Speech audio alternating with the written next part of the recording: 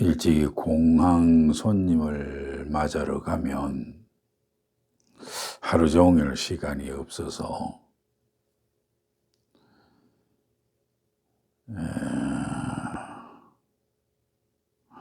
심현섭이가 장가를 못 가나? 라고 하는 텔레비를 보다가 다 끝나고 나서 방으로 들어오는데 문득 머릿속에 심현섭이는 그래도 돈 벌어놓은 게 있으니까 저런 게 영상화 되는데, 그러면 나머지 사람은 뭐지? 라고 하는 이런 의문이 들어서 제가 예전에 내가 무엇을 생각을 했느냐 하면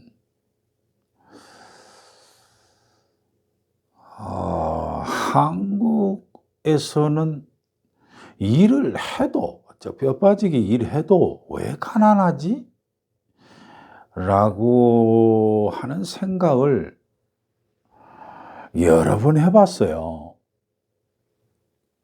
여러분들은 어떻게 생각하세요? 성경에 나와 있는 대로 열심히 일해봐야 네 먹을 게 별로 없다라고 하는 창세기 1장에서 나오는 그 얘기는 농축업 시대 때의 이야기고요. 지금은 그거를 아무튼 그런 얘기를 자꾸 하지 말고 현실적으로 왜 우리는 한국 사람들은 뼈 빠지게 일을 해도 왜 가난하지? 일본이나 다른 서구 사람들은 정말 우리처럼 뼈 빠지게 일하나? 그렇지 않는 것 같은데도 그래도 가난하다는 의식은 별로 못 느낀 것 같은데? 라는 생각을 했거든요. 그래서 그 예전에 제가 무슨 그래프를 보다가 지난번에 잠깐 동영상 올린 것 중에 하나에 슬쩍 올려놨는데 OECD 중에서 국가 재정이 가장 작은 나라가 어디냐면 한국이었어요. 저는 이런 쪽의 그 통계 자료를 보는 것을 별로 안 좋아해요. 왜냐하면 봐야 또 뭐 합니까? 내 개인 생활에는 직접적으로 다가오는 것도 아닌데 한참 거쳐야 오잖아요. 그래서 이런 통계는 잘 안 보는데 한번 경제적으로 더듬으려면은 통계를 제대로 봐서 그 통계 중에 숫자의 유추가 어떻게 흘러가는지 감을 잡는 게 참으로 중요한 거거든요. 그 사람들이 평가하고 나레이션 써놓은 거 이거는 저는 별로입니다. 솔직하게 말씀드려서 그때 나온 자료를 보니까 그 작은 국가 재정 중에서도 우리 실질적으로 생활 규모를 보면 생활을 하는 거 보면 크게 나누어서 집세, 임대료, 그다음에 우리 에너지 쓰는 거 있죠? 그다음에 교통수단. 이거 빼고 아마 물가가 가장 높은 것 같아요, 우리 한국이. 의외로 그렇대요. 무슨 하기야 기업이야 정책이야 다른 쪽으로 가면 한쪽은 크고 한쪽은 줄어들고 그렇습니다만 그래서 우리 저 흔히들 외국 가서 보면 한국의 지하철이 가장 좋고 뭐 깨끗하다 이런 식으로 하잖아요. 실제로 그렇거든요. 그런데 우리가 한국에 살고 있는 우리는 정말로 다른 나라에 가보면 알아요. 물가가 비싸요.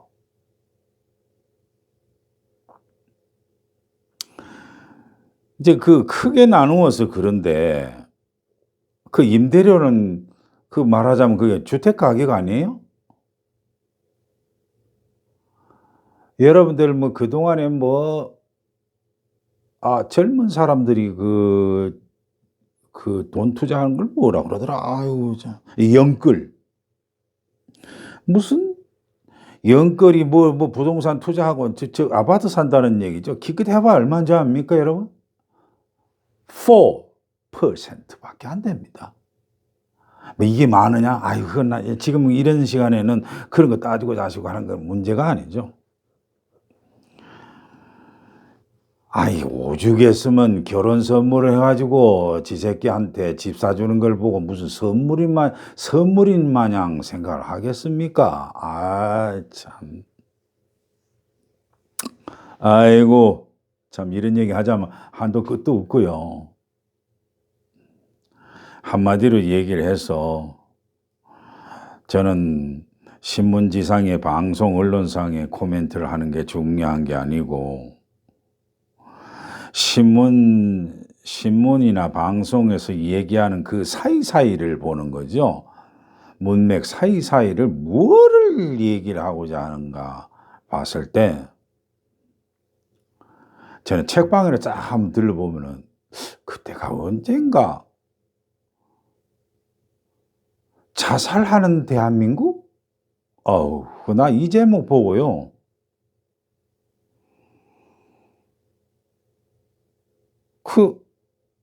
우리 한국이 꼴 보기 싫어 가지고 이민 가는 거 딴 나라 가는 거 그거 뭐라 그러죠? 갑자기 이게 그 자살하는 대한민국 책이라는 책이 너무 내 머릿속에 강하게 박혀 있다 보니까 그 제목을 잊어버렸네요. 한국을 탈출하는 걸 뭐라 그러죠? 모르겠습니다. 그런 것도 일일이 뭐 중요한 내용이 아니니까.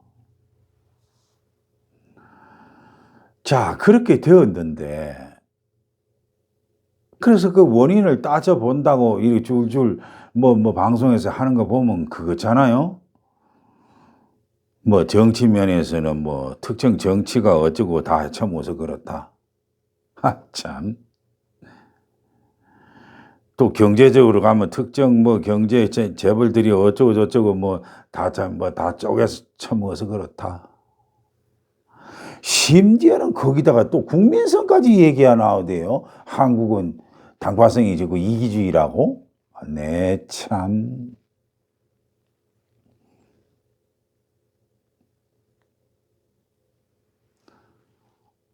그래서요. 지금 어떻습니까? 그것도 또 따져요? 그거 다 별일 의미가 없잖아요. 언제까지 그 계속 따져요. 그거는 정치하는 사람들이나 정치하는 사람들이나 경제에서 누리는 사람들이 해 줘야죠. 잘 안 해 주니까 밑에 있는 사람들이 민중들이 국민들이 갈고 씹고 그러는 거 아니겠어요? 뭐 다 그런 거죠, 뭘. 아유 참.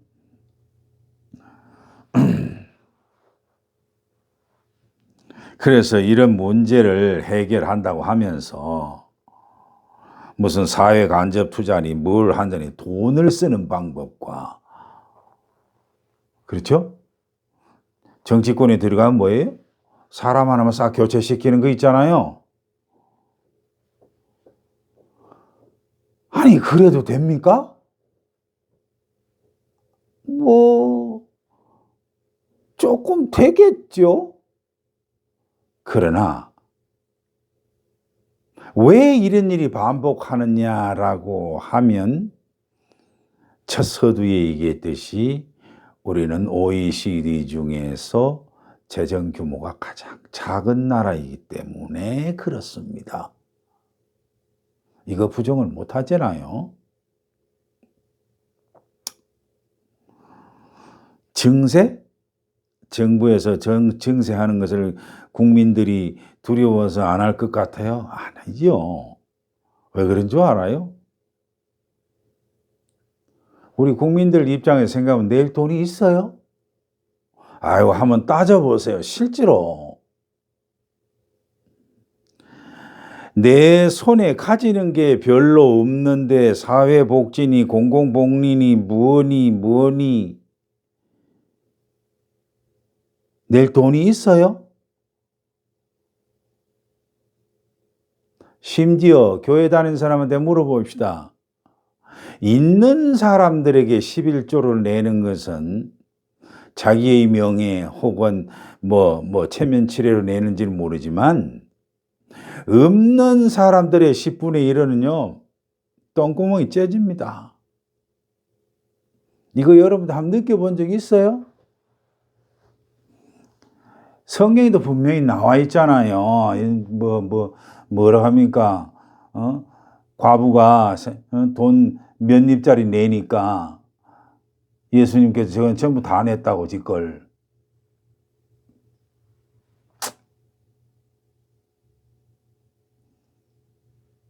실질적으로 돈을 많이 번 사람들은 자기의 10분의 1을 다 내지도 않을 뿐이죠.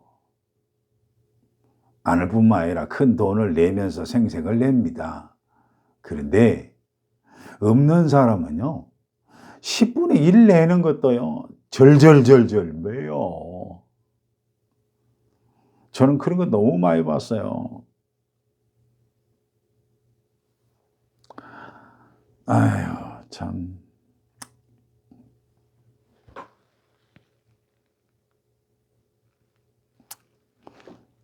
거기다가 저도 10년, 13년, 14년까지만 하도 14년 전까지만 하더라도 애들 교육시키는 거요. 이거 보통 일이 아니잖아요. 저는 우리 동양에 비슷한 중국, 일본, 한국, 인도 이런 데는요, 특히 한국에서는요, 사교육비가 엄청나요. 오죽했으면은 사교육 참여하는 사람이 70% 이상이 넘겠습니까? 아이고. 납세율보다 더 높아요. 여러분 이런 거 한번 따져본 적 있어요? 와, 참 저희 이거 보고요. 이 숫자를 보고 이 정도였어? 라는 생각이 들었습니다.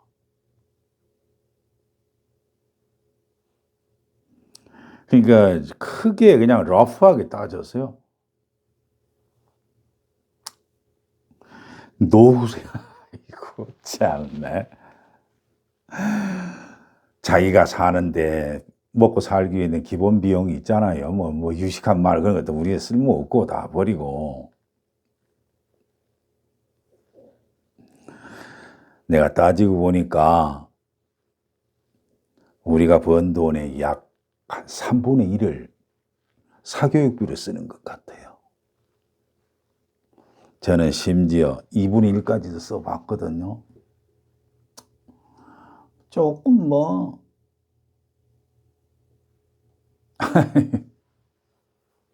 고생해야죠. 그런데 왜 또 소득이 줄어드느냐? 우리 전부 다 기업인들, 회사에 종속해서 월급 따는 사람들 아니에요? 이제 직업의 종류도 여러 가지 많이 있지만 그 제조업이나 일반 중소기업 이런 거로 러프하게 한번 봅시다. 보면 그 자재 들어가는 거 도찐개찐 아니에요? 조금 덜 주고 조금 덜 싸고 많이 하면 조금 DC이 더 되고 그런 거 아닙니까? 그러니까 그 차이가 별로 없죠. 기술력? 대한민국 기술이 뭐 다 거기고 거기 아니에요. 솔직하게 말씀드려서 하이테크 빼놓고. 그 다음에는 뭐예요? 인건비 아닙니까? 이 세 가지를 가지고 기업은 이익을 창출하잖아요. 근데 두 가지는 별 볼 일 없잖아요. 근데 어디서요? 결국은 사람 인건비 가지고 장난질을 하는 거 아닙니까? 빼내니 올리느니 빼내니 올리느니. 아, 이거 참 이렇게 얘기하다 보니까 너무 러프하게 셀이 깐 것 같은데.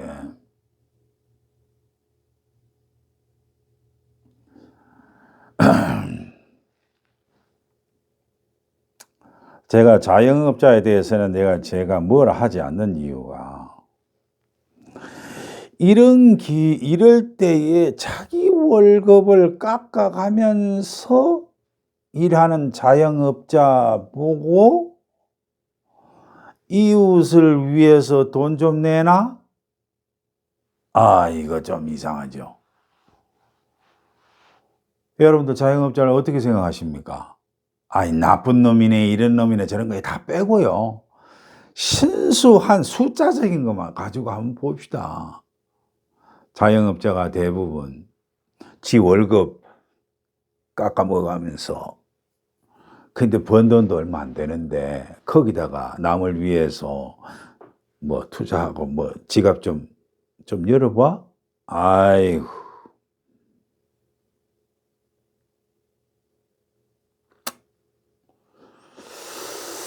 저는 못합니다. 목사라서 못하는 게 아니라 알기 때문에 못합니다.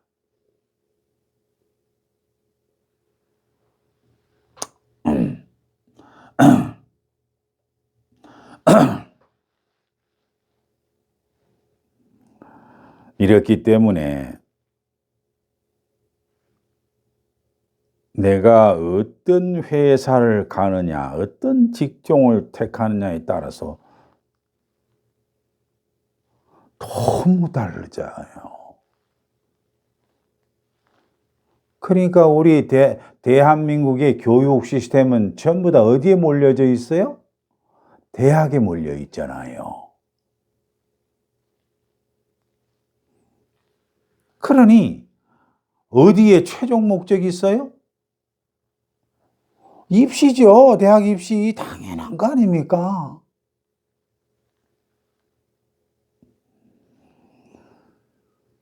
아, 이 입시가 어디까지 들어가냐면 기업에까지 들어가니까 이 빌어먹을. 시험으로 인재를 선발한다?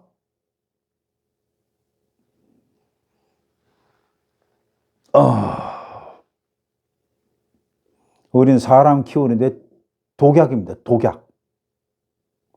제가 이 나이 되고 나서 보니까 입시 위주의 장단점이나 이런 말장난 하지 말고요. 이제 우리나라는 조금 품격이 좀 높은 인재를 선발하는데 시험 위주로 선발하는 거요. 이거 문제 있습니다. 실질적으로 중소기업에서 일해보고 대기업에서 일해보면 이거 확연하게 느껴집니다. 그러나 유튜버라는 공론장에다가 저는 이런 얘기를 하기 싫어요. 못합니다.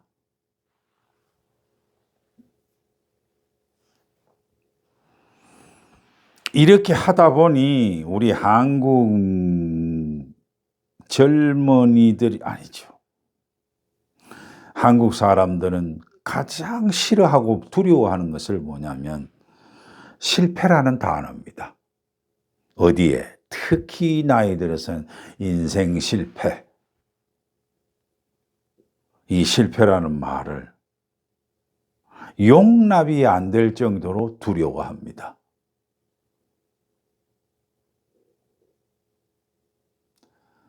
몇몇 가지 하나는 지표로 하나는 우리나라의 사회적 분위기로 얘기를 했지만 여러분들도 충분히 공감하실 겁니다. 저 얘기를 듣고 어떻게 탈출해야 하느냐. 남 때문에, 뭐 때문에라고 하는 것은 지금까지 다 얘기해 봤잖아요. 그래서요. 별 의미 없는 얘기 집어치우고요. 서바이벌, 살아내도록 자신의 방법, 자기 자신의 몸뚱아리를 열심히 굴려서 몸으로 직접 무식하게 부딪히지 말고요. 정말로 독한 야망을 가져봄이 저는 필요하다고 봅니다. 그 독한 야망을 욕심의 극치, 탐욕, 욕심의 매니아, 그렇게 불러도 좋습니다. 한번 자본주의 하에서는 해볼만 하잖아요. 목숨을 걸고 돈을 벌라는 것이 아니라 자기를 걸고 야망을 터득을 한번 해보는 것도 일생에 한번 해볼 만한 일입니다. 한번 해보시기를 바랍니다.